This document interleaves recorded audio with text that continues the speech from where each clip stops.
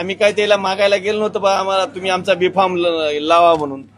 त्यानेच आमच्याकडे आले तुमचा बिफॉर्म द्या म्हणले शिवसेनेच्या, आम्ही त्यांच्यावर उभं राहतो म्हणले. पळवले मात्र नेमकं कुणा पळवले? तुम्ही पळवले म्हणताय, मात्र नाव सांगा. भाजपनं पळविले. त्यांनी आता प्रेस घेतला ना त्याचा महेंद्र पिंपळेचा आणि मनोज जाधवचा.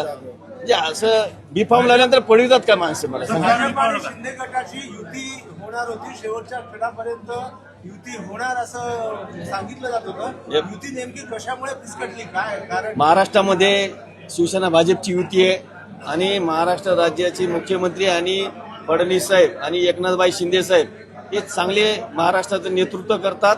त्याच्यामुळं आम्हालाही वाटलं की बाबा आपण नांदेडमध्ये सुद्धा स्थानिकला युती झाली पाहिजे.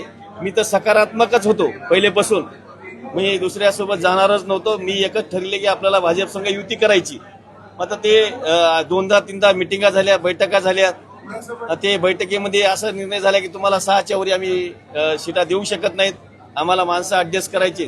त्याच्यामुळे आम्हाला वाटलं बा आम्ही 3,000 कोटीचे काम आले, 3,500 कोटीचे, तर 1,000 कोटीला 2 नगरसेवक मिळाल्यानं कसं जमणार?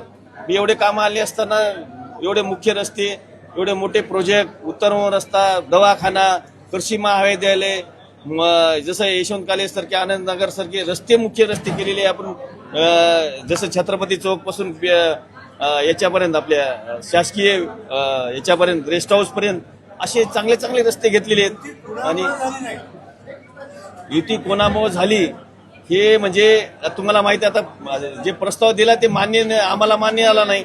6 सीटामध्ये कसं ऍडजस्ट करणार?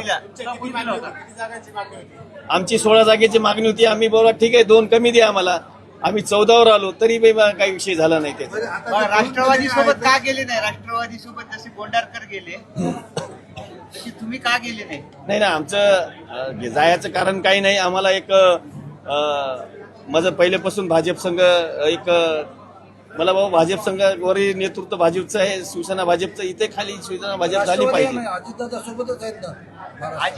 अजितदादा बी आहेत, मात्र एक पहिलेपासून शिवसेनेचे आणि भाजपची पहिलीपासून युती राहिलेली आहे.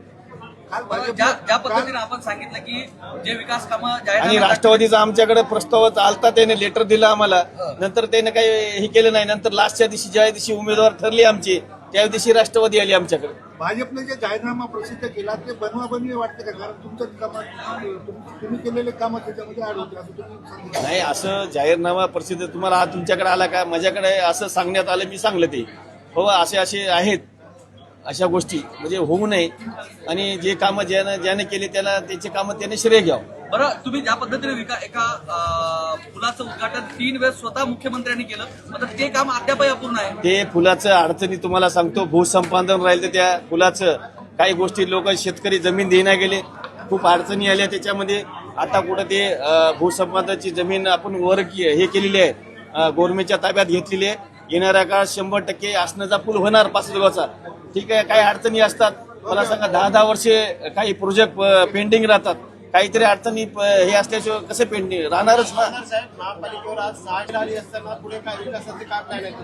हे बघा, शिवसेना 100% सुधारण्याचा प्रयत्न करेल. महापालिकेला 600 कोटी कर्ज असलं तरी बी आपण त्याला कसं याला आपल्याला ढबघाईच्या बाहेर आणायचं हे आपण प्रयत्न करील. शिवसेना प्रयत्न करेल. एकनाथभाई शिंदे साहेब नगर विकास मंत्री आहेत, 100% आमच्या शिवसेनेच्या पाठीशी राहतील आणि या नगरसेवकाच्या सुद्धा पाठीशी राहतील.